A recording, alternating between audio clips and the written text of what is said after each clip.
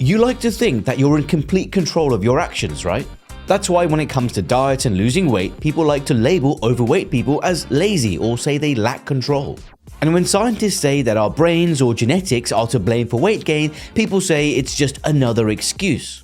So what's the truth? Are we fully in control of our bodies and what we eat, or are our genes really sabotaging our health? Are our genes making us fat? I'm Dr. Karan, an NHS surgeon, and in this podcast, we cut through the BS of modern health advice and tackle the biggest issues in science and medicine. In this episode, I'm joined by Dr. Giles Yeo, a geneticist at Cambridge University specialising in obesity and how our brain controls food intake. He's also famous for saying, calories don't count. And he's been labelled anti-physics as a result. But is he right? I challenge him on this and find out whether weight gain is more about genes than willpower, tackle the wider issue of food policy, and learn how you can find the diet that is right for you. Enjoy. I'm so glad you could join me today because, as an expert in obesity and nutrition and all of these things which are really popular but also really polarizing topics right now, I think we need to somehow be less opinionated and lean more on science. Less hysterical. The problem is hysterical discussions are unhelpful, I don't think. Unhelpful, hysterical, and I wonder a lot of that is fueled by social media. And one thing which has not really evolved as rapidly as our science is the societal perception about weight gain and obesity. And when you talk about obesity, it's still seen as a moral failure and someone's personal responsibility, even though we have science which suggests that, there is a significant genetic component to it. What do you feel about this whole situation when someone or people disregard the genetic or heritability of obesity? Now, this is the interesting thing. And the reason we are in this issue, where actually obesity is probably one of the few illnesses that you can get, and I do think it's an illness, that you can get and someone questions your personal character, right? It's like if you have asthma or if you have cancer, God forbid, or if you have whatever, right? Or anything, no one is questioning your moral fiber, your choices, your personal failings, but yet obesity is. And I think there probably are a couple of reasons to it. I'm not defending it, but I do understand it to some degree. The first, it's a very public thing. Okay, so clearly your body weight is linked somehow to your food intake by very definition, right? And so people can see you, your size, and then they can see, broadly speaking, what you're eating. At a restaurant, they can see what you've ordered. In the supermarket, they can kind of look in your trolley and go, Mr. Smith, I don't know if you should be getting that. And then what people do, people only know internally how hungry they feel or how they might react to food. And so if they're there and thinking, well, I only need 2 slices of pizza to feel full, how come that person that has to eat the whole pizza? And so you're judging other people's feeding behavior based on how you are feeling, and you have no idea how that other person is feeling. And that is why we've got stuck in this situation where all the people with six packs are thinking, look at that fat person, he must be therefore worse than me. I can do it. How come he can't do it or she can't do it? And that, I think, is where we're in. So in some sense, I understand it. But in other senses, this is why I do this. This is why I speak to you. This is why I talk about the genetics of body weight. And I try and push back whenever and wherever I can to try and debunk this myth of food intake and obesity being a moral failing. But I also think it's important, as you just elucidated right now, that we should begin to understand obesity as a disease, a metabolic disease, and not just a consequence of someone's lifestyle or even genetics. And often when I've spoken about obesity in the same sentence as metabolic disease, when those words are linked together, there are people who may be overweight or fat who actually take offense from that. So actually there's sometimes this lack of understanding and appreciation about the nuances of obesity from both sides, from both sides of the pendulum, from those ultra fit people in the fitness community with six packs, and maybe even those people who are, overweight and struggling with their weight, and maybe who suffer with obesity, don't like to, mingle the words obesity and disease, because also that, quote unquote, gives someone an excuse to say that obesity is a disease. instead of us saying that it's a disease which can be treated with drugs like Ozempic or other, tailored bespoke medication or lifestyle management strategies. I think we should be able to. Well, we should be able to. That doesn't mean we do. In a mature society, be able to hold more than one thought in our head, and I think we should be able to say obesity, carrying too much fat, okay, is a problem because it causes all kinds of problems, okay, and not to blame the person suffering from the disease. And I think the moment you disassociate the two, I think we can have a more grown-up discussion about how to prevent certain diseases, how to make sure that people are not being stigmatized against the disease without saying that I don't care about the obesity or I care about the person more than I care about the disease that they're actually suffering. And I think the moment we disassociate the two, then I think we can have proper discussions about this. Now, when someone thinks about obesity and factors that play into this complex disease, we often think about, obviously, the food first and foremost, that an excess of calories beyond someone's baseline requirement can contribute towards increasing adiposity, weight gain, etc. There also might be lifestyle factors as well at play which contribute to that. For example, a increasingly sedentary lifestyle. Someone may have some medical condition which limits them in some way from exercising. Poverty is one big thing. Poverty, socioeconomic factors, microbiome factors we're beginning to understand as well. But obviously, as someone who's an expertise in the genetics of obesity, what is it about the genetics which predisposes someone towards weight gain?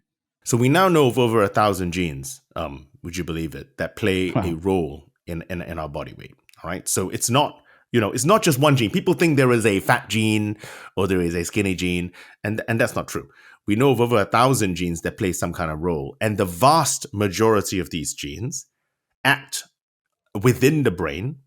Okay. And where we know their function influence our feeding behavior. So ultimately, what happens is some people end up eating more through a myriad of different reasons why and end up being larger. So for example, some people respond to stress by eating, comfort eating. Other people respond to stress by not eating. So I'm a comfort eater. I know I'm a comfort eater. This is what, I like eating. And so it comforts me. My wife, the moment she gets stressed, like work stress, whatever stress, she goes, oh, I've got no appetite. I can't eat. Right. And why? It's the same hormone that goes up. Cortisol goes up. But yet your brain responds to it completely diametric opposite ways of doing it. Why do some people love food? So think about food, know what they're going to have for dinner 3 nights from now, because everyone thinks about food when they're hungry. So that's not what I'm talking about.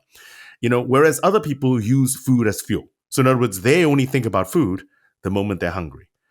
So these are not imagined behaviors. Now, clearly our feeding behavior have rich cultural and social underpinnings. Of course, it's our food, but there is a lot of biology, and most of the biology makes it, put simplistically, makes it more difficult for some people to say no to food than others.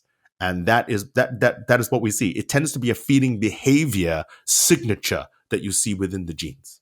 It's really interesting you say that about the sort of differing phenotypes, as it were, or the manifestations of these genes, because I spoke to this metabolic expert on this podcast, actually, Dr. Andres Acosta, from the Mayo Clinic, and his group are working with different phenotypes of obesity, and they really categorize these 4 main types, and one of which is what you mentioned. They've got this hungry gut phenotype, where there's abnormal satiating signals to the gut. There's the hungry brain, where there's, again, abnormal satiety signals in the brain. There's emotional hunger, as you suggested, this sort of hedonic eating associated with reward. And finally, there's the slow burn. There's a group which has a decreased metabolic rate. And all of these are different sort of types which, you'll see in a population. And specifically why they did this was because they found that depending on which group you're in, you would respond better or worse to Ozempic based on that.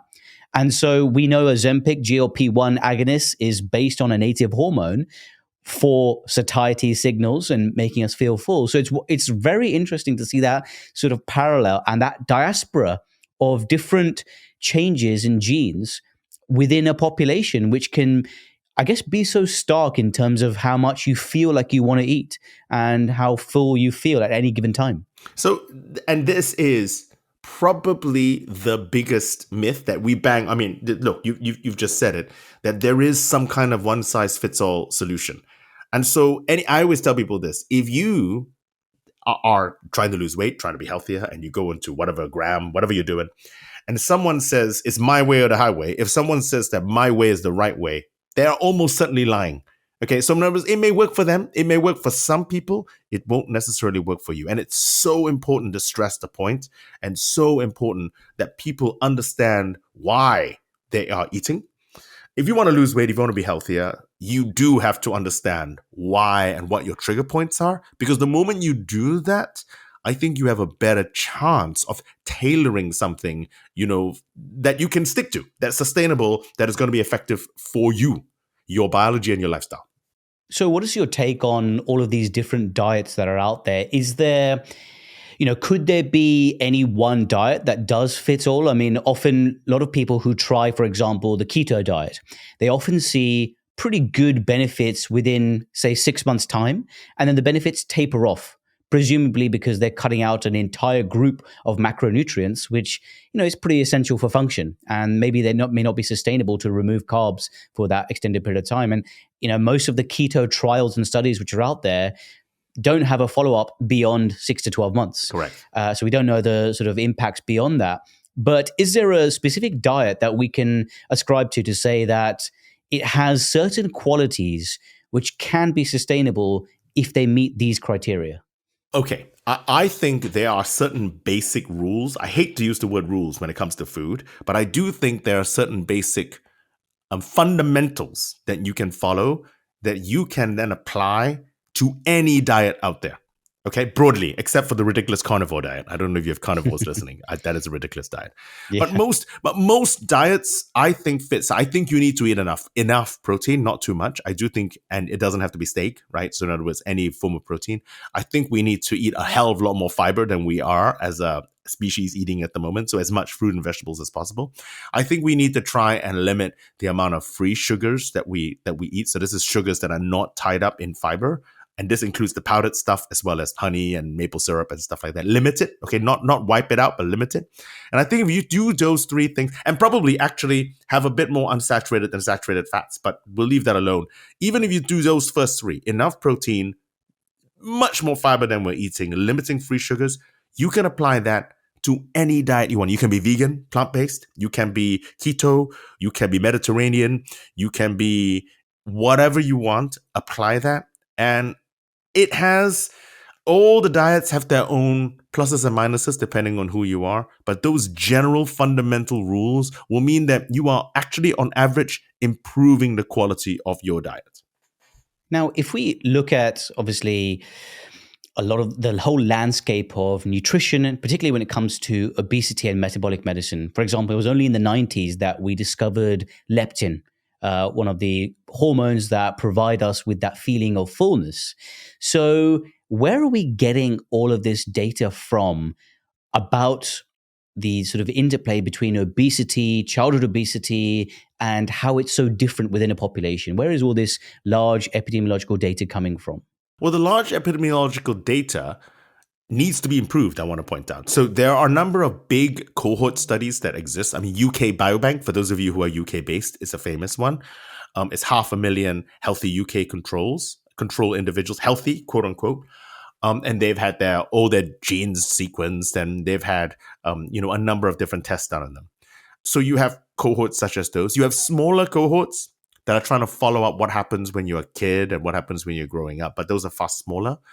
But the vast majority of population cohorts that we have in existence at the moment tend to be on white people. It's improving everywhere else. That's the first thing. And second thing, on adults. So we are getting better at trying to increase the diversity of the cohorts we're studying. And people might say, well, why is that important? That sounds a bit woke. And it's important because our biology, while our genes, each of the individual variations are going to be unique between you and me and what have you, the pathways they influence are universal. Okay, in other words, all of us share the same biology. Each of us, our biologies function a little bit subtly different. And the reason why it matters that we study them as many people as possible is because if you actually have a biological pathway, and the more ways you can tweak it, and the more we understand it, the better chance we have at trying to use it as a treatment for someone else, whether or not you're purple, blue, yellow, or pink. All right. And so I think that's important. At the moment, 85%, I think those are the last numbers I saw. 85% of open access genetic data is available from people of white Northern European descent. Now, this was it is a lot better than a decade ago when it was 95%. So we are eating into that. Okay. But we need to do so much better. And I think your point there about the sort of diversity of the data and the cohort and the individual sample is important, because we know that, for example, if you took a Caucasian person who had a BMI of 30, for example, and you took, South Asian populations of BMI 30, the South Asians at BMI 30 are much more likely to have a higher amount of visceral harmful fat than the BMI 30 Caucasians. And similarly, African populations with a BMI 30 are far more likely to have lower visceral fat amounts than the Caucasians.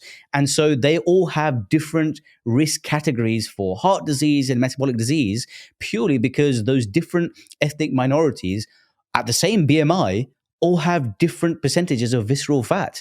So, and obviously we know there are limitations with BMI, but from a population standpoint, just knowing that, for that same statistical number, all of these populations have different risks at, these same BMI cutoffs. No, it is really, really interesting. So when you actually look at the genetics of body weight tends to be relatively universal. This is the interesting thing. People say, are there differences in the genes, between ethnicities for obesity? Then I ask you what you're actually asking about. What is powerfully ethnically based? Is at what level of body weight do you get to before you become ill? And that's just what you're saying. Because the other, famously, if you go to the Polynesians, I was at they can get very large. I was at a meeting in New Zealand a decade ago.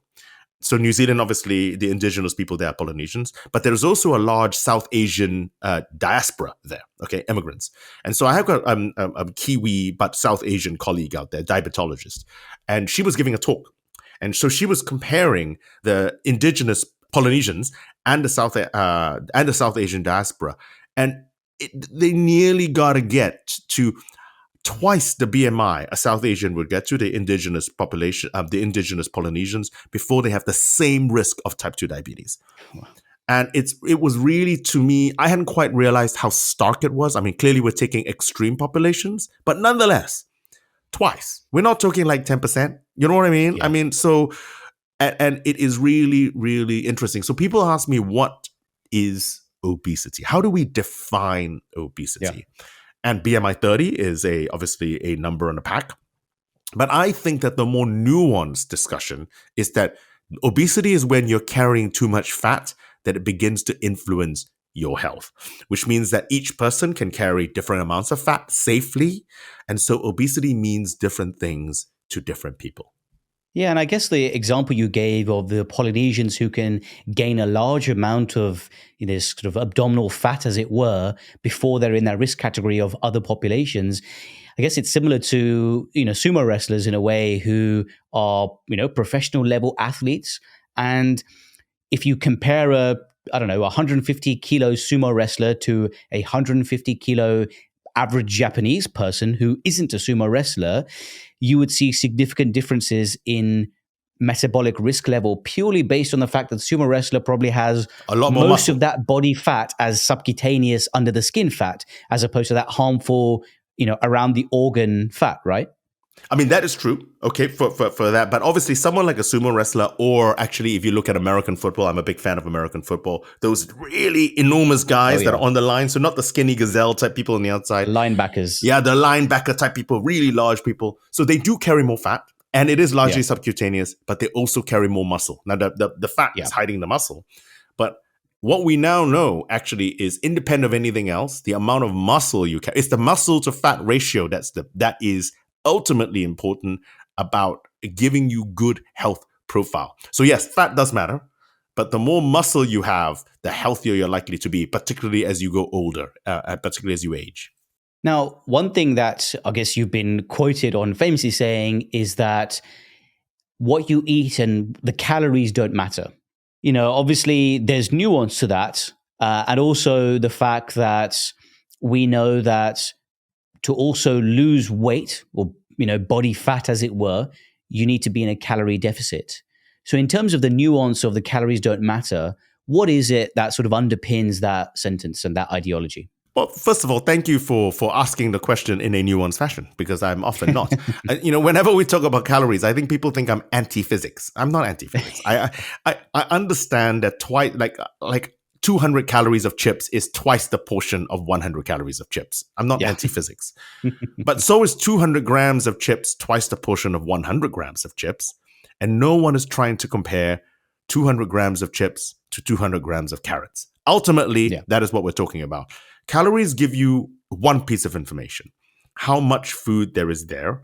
And it's particularly good if you're looking at either a one type of food, so steak or carrots or what have you, or you have shrunk the meal entirely proportionally by the calories. Okay, now clearly that kind of calorie deficit works.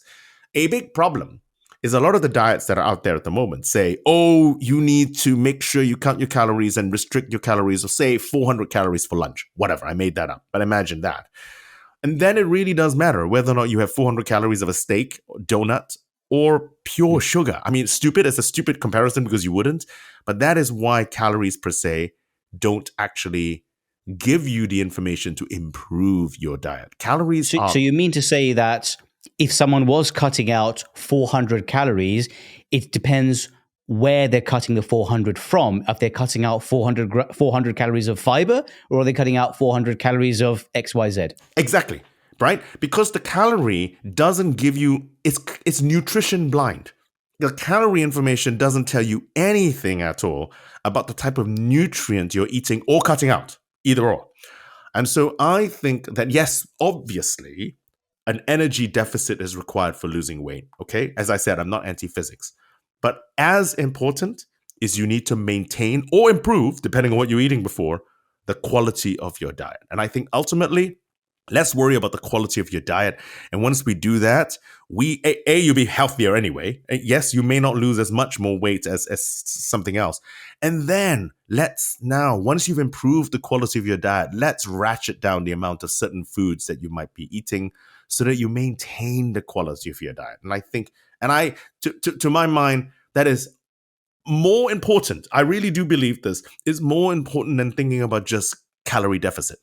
Yeah, no, I agree. And for those obviously listening and saying that, we could also have someone who's in a calorie deficit, but consuming all of their calories from just donuts or just from cake, that would probably cause them to lose weight. But we both know it's not sustainable to have this high energy density food items that's also, low in nutritious items and low in fiber, very unsustainable. And as you said, would be unhealthy in the long term. So even if you continued it for 2 or 3 weeks, you would lose a rapid amount of weight, but it wouldn't be sustainable for 6 months to be on a cake only diet. I mean, this is part of the problem. Maybe we'll be talking about it later. You've already mentioned Ozempic. Okay. Yeah. And Ozempic is very powerful because it gets you to feel full, and so you eat less. But it doesn't improve your diet. So what it does is it gets you, if you're eating a bunch of ice cream, it gets you to eat less ice cream. It won't suddenly make you eat fiber and make you eat anything else. And so that is an example of a very powerful drug that can't be given in isolation. It's got to be given with some kind of dietary intervention, some exercise intervention as well, actually. And it can't be given in isolation because of the very reason you've just said. It's a donut-specific diet. I'll eat less donuts. And you can actually go into malnutrition in very many ways. Because you're eating less, you're now getting less of already a protein-poor meal, for example, and a fiber-poor meal. That's where calories don't help. What's really interesting about this whole Ozempic craze and the social media dance that's going on is that there are people who are anti-Ozempic and think it's cheating for people who actually need them. And there's also a group of people who think that it's an easy weight loss solution. And we're thinking Hollywood, right? And what's not highlighted enough is that in all the trials that have been done on Ozempic, that always the trial participants have received Ozempic with nutritionist advice and with a calorie deficit and with an exercise program. There's all these lifestyle changes that have been given with Ozempic. So actually, yes, we know Ozempic works, but we still can't tease apart how effective it is compared to just diet and exercise, sort of what percentage is Ozempic and what percentage does the lifestyle management play. And, yes, if I gave someone on the street Ozempic and no other changes, they would probably continue to lose weight because they're eating less. And as soon as I remove the Ozempic from them, they would gain, most of the weight that they lost. We know from the trials, up to 2/3 of the weight they lost. Now, if that person was given Ozempic and these lifestyle changes, and then I removed the Ozempic, there's a very good chance they would continue to be on a plateau or continue to lose weight. And I think that's not emphasized enough, that it changes and suppresses your appetite hormonally, chemically, but it doesn't change your habits. But that's because of the polarized way of talking about it, right? We're not talking about whether or not Ozempic, it's kind of like these debates. Ozempic, good or bad? Yeah. Ozempic, it's a powerful drug. Treat it like a drug. Treat it and use it in the appropriate fashion with the appropriate other interventions that are meant to be there, right? Like no one gives you high blood pressure medication to keep the high blood pressure down and tells you, now eat what you want. Yeah, burgers, go. They don't say that. They say, please, Mr. Smith, whatever, with your high blood pressure medication, you need to have this, but you also need to do that. And it's this polarized discussion rather than having a more nuanced thought around what we should be doing. Now, when it comes to Ozempic, one of the things it does, obviously, is it's a GLP-1 agonist. And, for those listening, GLP-1 is one of the hormones that we produce naturally in our bodies, which suppresses our appetite or tells us that we're feeling full. As opposed to the synthetic version of GLP-1, our natural one only lasts for a couple of minutes before it's destroyed by the enzymes in our body, and then we feel hungry again. And the synthetic version lasts for several hours to several days, which is why you can use it once a week. But we also know that there are ways that we can stimulate our natural GLP-1 hormone by eating more protein, eating more fiber, for example, because those are harder to digest and last longer in the body. What are other sort of dietary manipulations we can do to sort of, I guess, in a way, manipulate GLP-1, but also the dozens of other satiety hormones that we have to, I guess, improve our diets and lifestyles in that way where we're not overeating? So I think we got to, when we think about how to treat obesity, we have to segment the population. Okay, this is not lines. We talked about the different types of obesity. We also probably need to talk about the different severities. I think you're gonna be at the really severe end of obesity, and like if you are, I don't know, 50 stone or something stupid. All right, I think the likelihood is you still need surgery. Okay, whatever it is you need, otherwise you're gonna die. There are gonna be people like me. All right, who my wife thinks I could probably lose a stone or a stone and a half. No one is going to be giving me any drugs. Okay, so I will fit under the behavioral modification. How I might eat. Where Ozempic sits is this huge thing in the middle now that goes from being severely obese to being 3 stone overweight or 2 stone overweight that you actually need to lose some. So I think whether or not enhancing natural GLP-1 secretion by changing what you eat will only work so far, depending on where you sit on that spectrum. Agreed. Okay, I just thought I'd make that clear. But I think there's a simple rule to follow because GLP-1 is just one of 20 gut hormones, and 18 of the gut hormones make you feel full. Only 2 of them make you feel hungry. And the simple rule is this: the longer something takes to digest, the further down the gut it will go, and more of these gut hormones will be released, making you naturally feel fuller. Fiber, as you say, protein, chemically quite complex, takes a longer time to digest. And so I think if you think about things like that, then eating foods that are fiber rich automatically take longer to digest. Fiber comes out the other side, obviously, right? Sweet corn out the other side. And so even when you eat foods that are rich in sugar, ripe fruits and what have you, if you eat it in the context of fiber, if you eat it as a banana, as an apple, as a strawberry, then actually the sugar takes a longer time to get released through the body, and you naturally feel fuller. So I think as a general rule, if you eat foods that are richer in protein and richer in fiber, that will raise a big repertoire of your gut hormones, making you naturally feel fuller for every calorie you have eaten.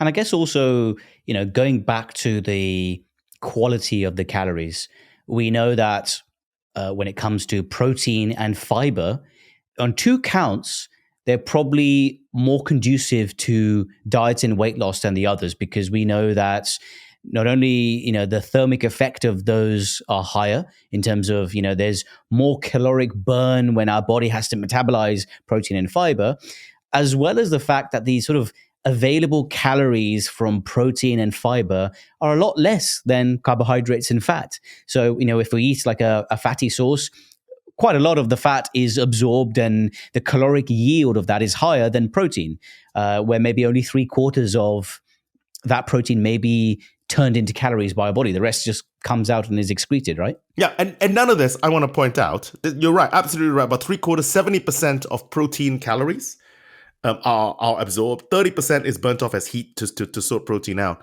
None of this is on the side of the pack, I want to point out. So if you're looking at the side of the pack, it doesn't say protein calorie minus 30%.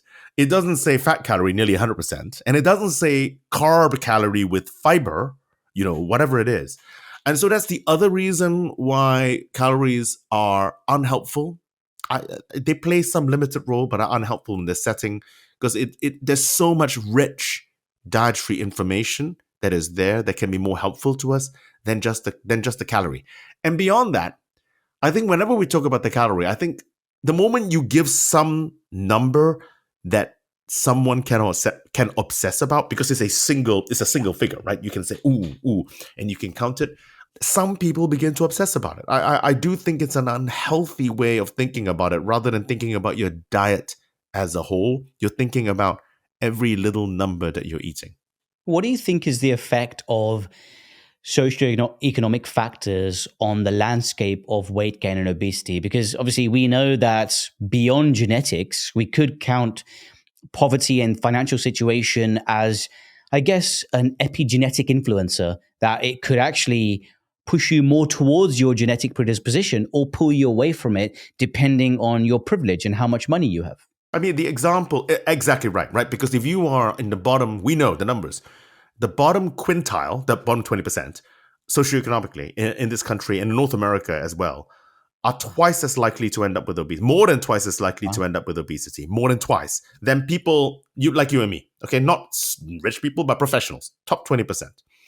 And there is no genetic difference between rich and poor. It's an accident of birth. I think the example which I give is this. I live, and I know I'm privileged, okay? I do know my privilege.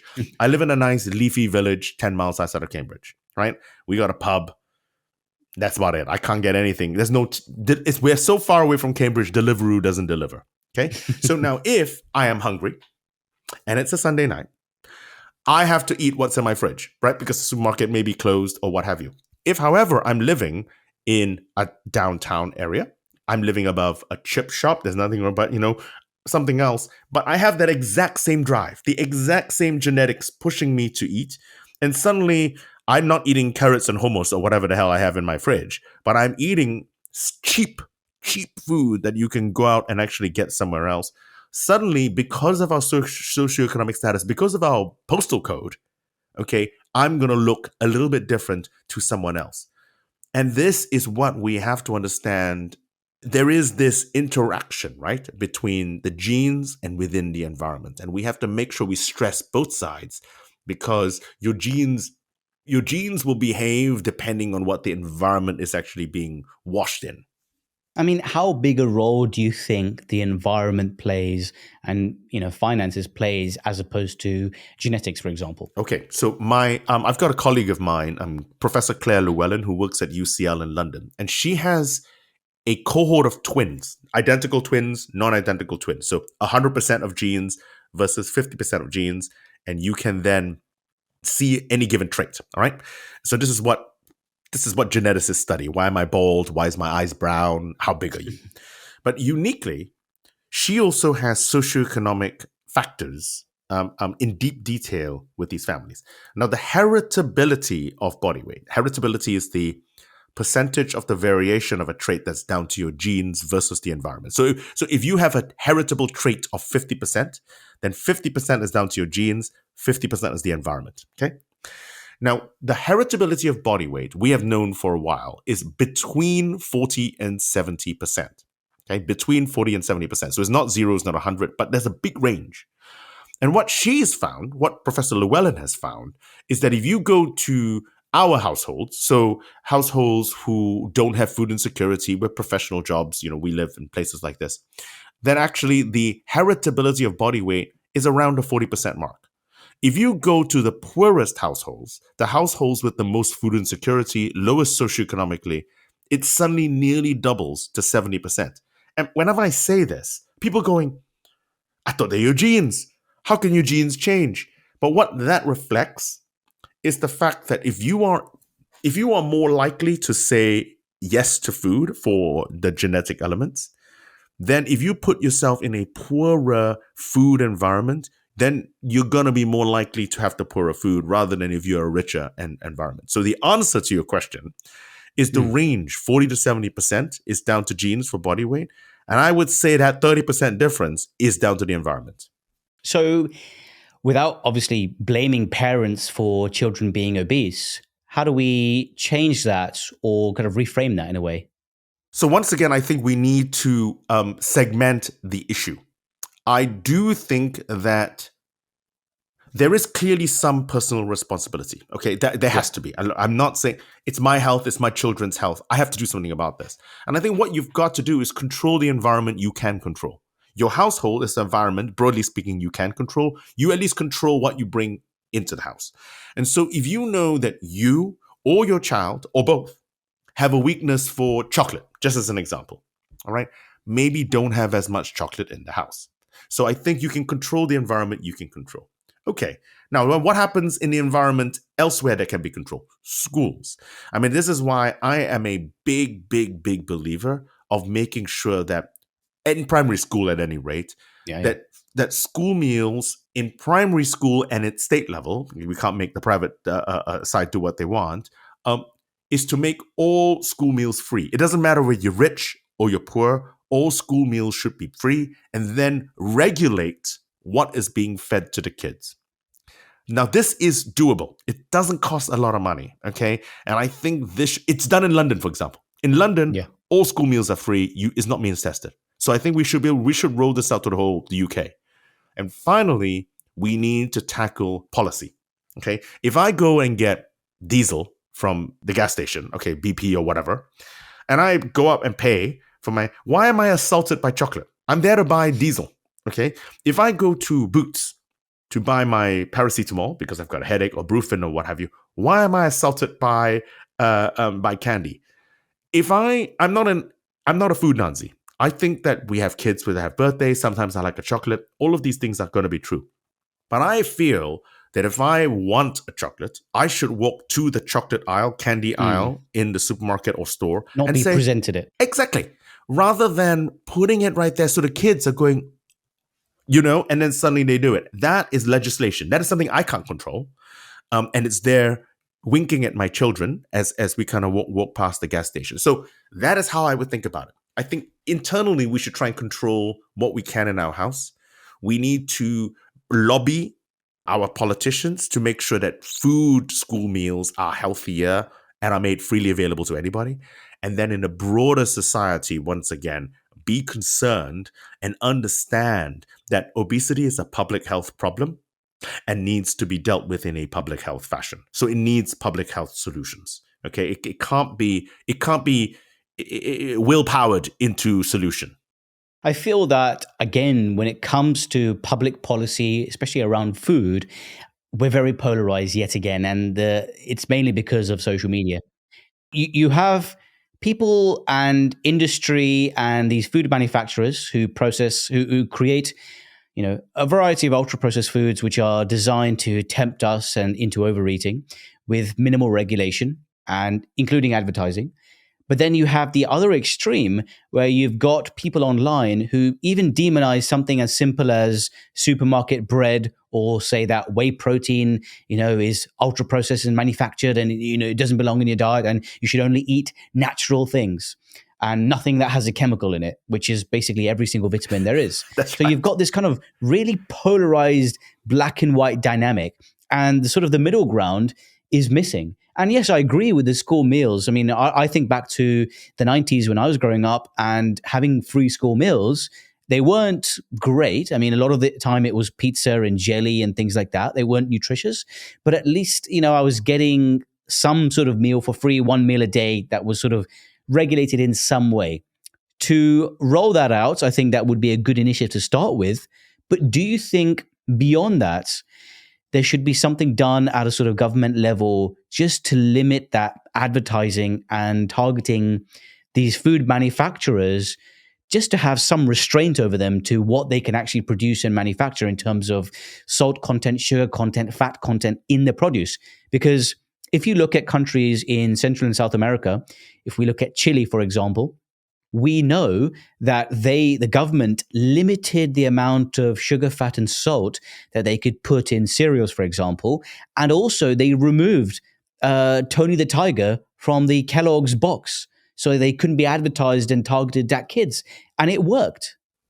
Look, people will call me nanny state person, and I am not a food Nazi, as I said. I think our kids have birthdays, everything happens. We should be able to have treats and cakes and what have you, not at the volume we're having it at the moment. Okay, I think that's the crucial thing. And I think advertisement plays a big role. And we need rules and regulations about what should be in food. It's interesting. Sometimes I speak to the food industry, and let me tell you what they want. They are businesses. I've got no problems with them. They make our food. They need to make money. But what the food companies want is they want a set of rules. They want a pitch, and they want the size of the pitch and the size of the goal. Give us the rules. Don't keep changing the rules. Give us the rules, and we will adapt. Yes, they'll probably take it right to the line of the rule, but that's what they'll do. And then they'll innovate and try and make the food tasty within that set of rules. And it's then a level playing field for everyone. That is what companies want. They don't want voluntary, because then they're thinking, well, who's losing money? Who's making money? They can't do that. And that can only be done by government. Only government can say, listen, folks, you got to put a minimum amount of fiber, this amount of fat, this amount of sugar. These are the rules, guys. You either play by the rules, or you don't sell in the UK or wherever, or the EU, whatever you're doing. And I think it is what we have to do. And advertisement as well. And you can't just target the TV, because that is an old-fashioned way of dealing with it. My son is already 23 years old. I don't think, aside from sporting events, I don't think he's ever knowingly sat next to me to see linear TV. He watches everything he watches screens, but he chooses what he wants to watch. So the advertising beyond the watershed, which only tackles the tiny kids, it needs to be made sure. I don't know how you do it online, but I think you just have to make sure that there are limitations that are modern, that are effective in the modern environment we are actually living in.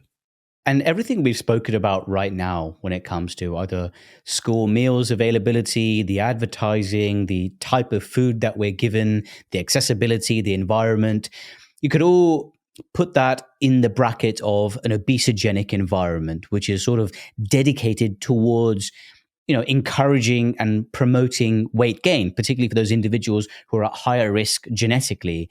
Now, do you think it's a case of our biology just evolving glacially compared to our environment? So our biology is still relatively stuck a few thousand years ago, when our ancestors were still doing the sort of hunting and gathering and the famine and feast. So, killing a large prey, eating thousands of calories, and then starving for a while. So our biology is directed towards over-consuming to, prepare for that period of famine.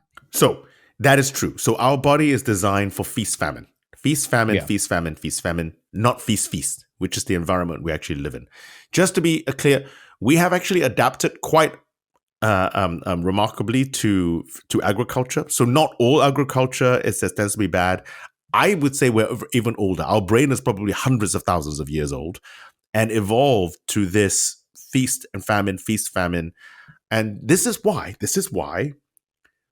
yes, there are going to be some skinny people in the environment we live in. Not everyone is fat in the environment we live in. And that is the kind of genetics I'm interested in. But if the environment is not fixed, the food environment we live in total, then actually, no matter how many drugs you throw at the situation, you're not going to fix the problem. So I think ultimately it needs to go, whatever we do from a pharmaceutical perspective, which, listen, I do research, for this very purpose, to identify new molecules. Okay. But I also understand that we have to fix the environment we're in. Otherwise, all you're doing is you have an arms war between the kind of drugs you use and the kind of food that's produced. And I think we need to be more mature about it. I think we do need to, but not hysterically, right? I mean, we opened this whole conversation by saying it's polarized. Why can't we say gray? Why can't we say not all? Most ultra-processed foods, for example, are probably not great for you. You got to eat less of it. Some are actually all right. They may not taste as good as something else. Why can't we say that without getting yelled at? I don't understand. I mean, you say that obviously our bodies and brains have adapted somewhat pretty well to our modern environment. And I guess you could say there's still some vestigial traits that we have. Like, for example, quite popularly known as the dessert stomach. If you have a big meal and then someone offers you an ice cream or a sweet treat at the end, most people find miraculously some extra room for that sweet treat that's dense in various calories and other things, because we know that, I guess, neurologically, we just need that extra store of calories just in case, right? It's a different type of nutrients. It's a different type of caloric gain. So our bodies just want more of it for safekeeping. And just to let you know how old it is, it's not human specific. If you take the grizzly bear, actually right at the moment, okay, around October, autumn time in the Pacific Northwest in North America, going for the salmon run, right? So that they can gain enough fat to hibernate. Now, when they start the salmon run and they stand and you can see it, David Attenborough tells me this is true, so it must be true. And they eat the whole salmon. When the bear starts the salmon run, they eat the whole salmon. But as they get fuller and fuller and fatter, they only eat the skin of the salmon and the fat underneath the skin of the salmon, because this is the densest calorically, energy densest part of the fish. Protein is quite bulky. So yes, desserts are clearly a cultural phenomenon of human beings, right? What we eat. But the phenomenon of increasing the density of the food you want to eat energetically as you get fuller is conserved throughout evolution. And I think it's an important thing to actually press home, that just we think of the dessert stomach. It's not some weird human failing. It is biology. I guess also, adjacent to the dessert stomach, it's why we love all you can eat, because there's lots of different types of foods there, which is constantly provoking different taste receptors and giving us different needs that our body wants, right? Yeah, exactly. Now, obviously, we've mentioned now quite thoroughly that there are genetic variances in a population which determines feeding behavior and also response to certain foods that we eat. Now, we also have an understanding that there is a variation in our taste receptors as well, which also may have an interplay into our feeding behaviors as well. For example, the cilantro gene, some people, when they eat coriander or cilantro, taste soap, and some don't. And, there's all these sort of, some people are super tasters and they experience bitterness when they have cruciferous vegetables like cabbage or kale, more so than non-super tasters who might eat it, a bit easier. Now, in that specific example, where these super tasters might find kale much more bitter than someone who's not a super taster, who would willingly eat all these vegetables, and we know vegetables are fiber rich and can help with weight loss, do you think even that genetic variation in taste can influence someone's obesity risk? That's an interesting question. That's an interesting question. I think the bitter tasting thing needs to be thought of a bit more nuanced. I think what is sure is whether or not you can taste the bitter or not. The issue is whether or not you like bitter. And some people like bitter, right? Some people like bitter food. Some people eat dark chocolate that's really, really bitter.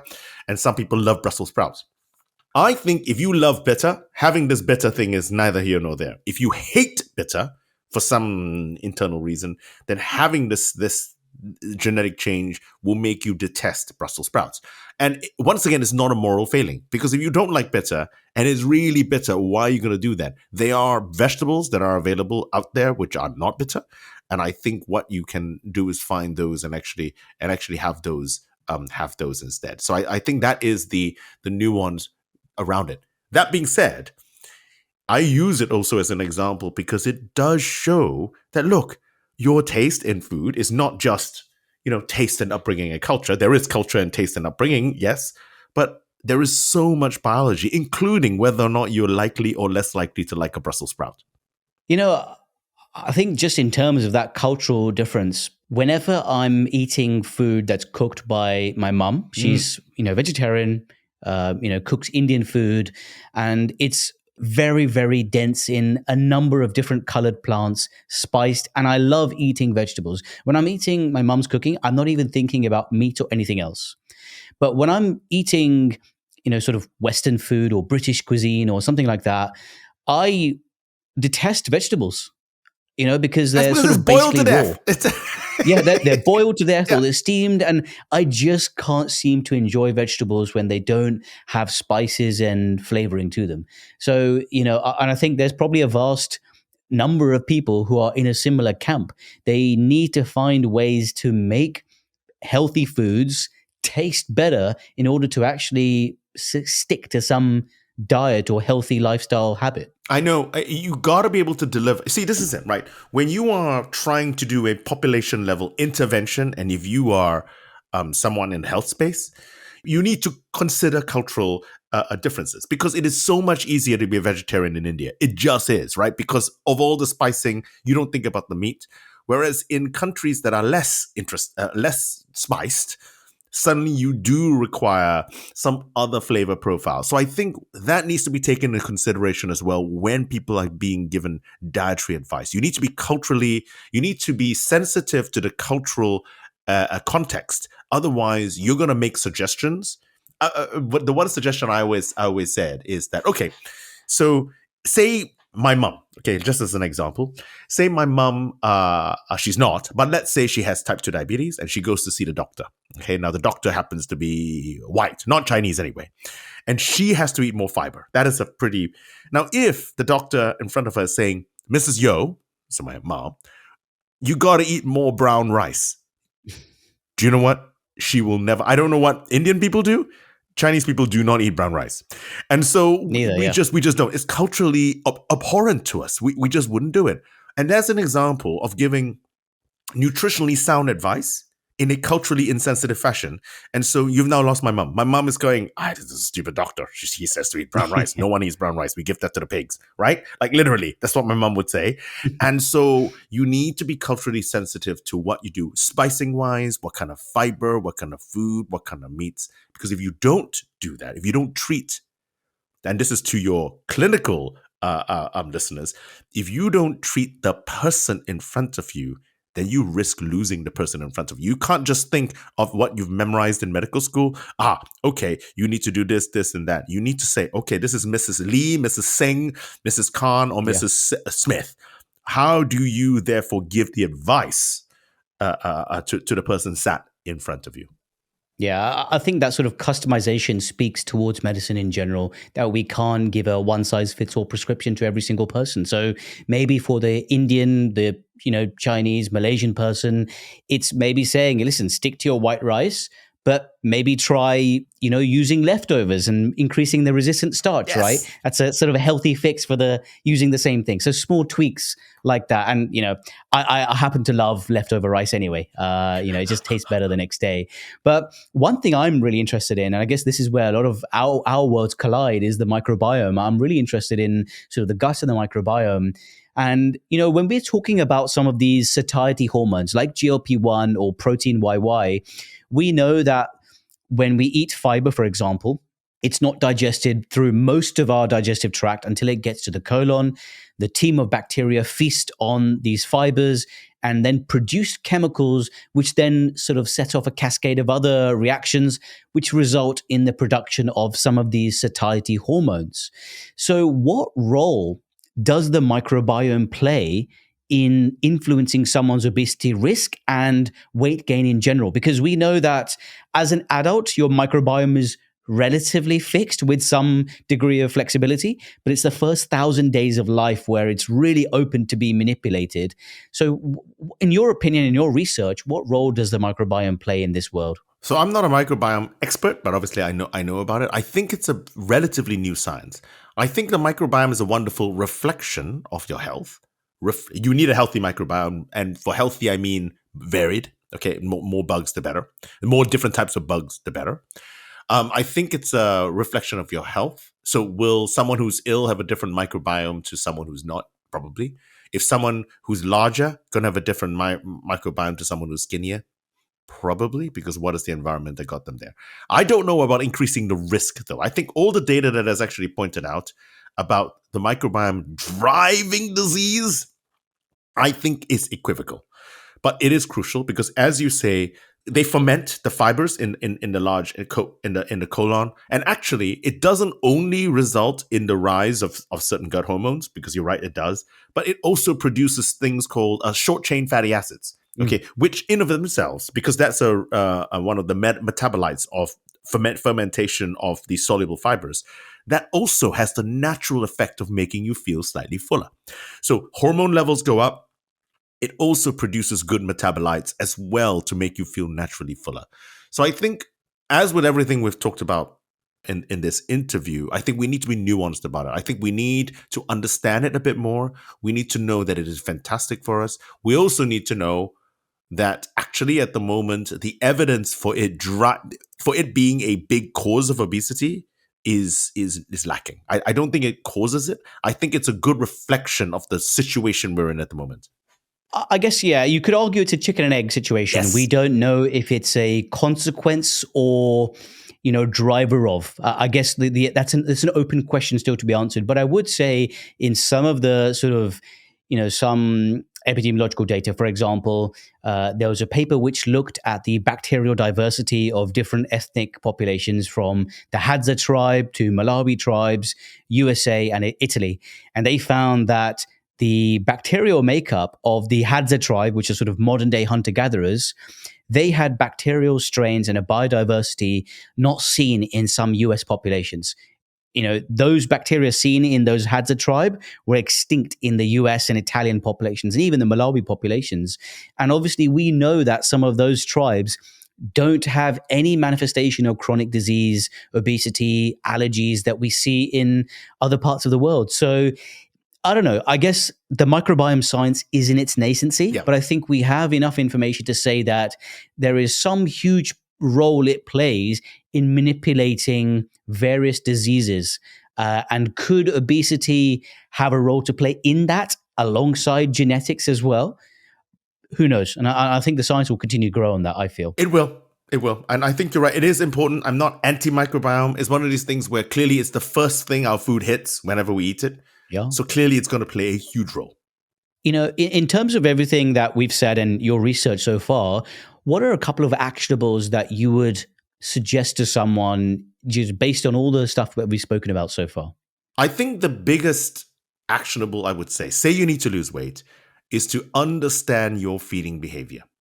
Understand your, I don't want to use the word weakness, but understand your weakness. I have a weakness, for example, not for chocolate. It's interesting. So in our house, my wife tells me not to buy chocolate because she's like a Stinger missile. She'll go after whatever bit of chocolate is left, she'll hoover it up. I'll leave the chocolate there because whereas pork scratchings, don't judge me. Fatty food, I tend to have a fattier taste. I don't have that in the house because I will hoover it up. And so that is a classic example, right? So if you ban chocolate in my house, it's only going to be beneficial for my wife and not beneficial for me. Understand your feeding behavior and try and construct a strategy based on that. You got to be honest with yourself, right? I mean, this is the point. But if you are saying that, okay, I have an issue, I need to be healthier. So then you can sit down and say, oh, okay, well, what are my weaknesses? What do I always do? What happens when I'm stressed? Do I happen to eat in front of the TV and do I suddenly finish the show and all the food's gone and I don't even remember eating, for example? Okay. And if you write this down and then try and mitigate against that, maybe have less chocolate in the house, maybe do something else when you're watching TV, eat when you are thinking about your food, don't eat when you're watching TV, whatever. I think that is the best way to do it, because then you are finding a strategy for you rather than relying on someone else to tell you what your strategy should be. Yeah, I guess, again, it's leaning towards that or veering away from that prescriptive approach that, you must restrict X, Y, and Z. And it's finding your own triggers and your food diary and what it aligns with, I guess. And, really this conversation I think is important. And I want to thank you for coming on and just providing that nuance and providing what other people may think is controversial by saying that genetics has a huge role to play in metabolism and obesity, even though the science backs that up, and it has done for several years. So just wanted to thank you for that insight in this conversation. No, and thank you for having me on and actually giving me the time to give you the nuance, because you clearly are not looking for a soundbite. And that's great no. Because it means that we can have the discussion. And so thank you for having me on. Thanks again to Dr. Giles Yeo. So what do you think? Are we giving people a free pass by saying genetics are to blame for their weight gain? Or is it a good thing that we're starting to think about obesity as a disease that we can treat? Let me know in the comments below. And make sure you subscribe so you don't miss the weekly Dr. Karan Explores podcast. And I'll see you sacks of DNA next week.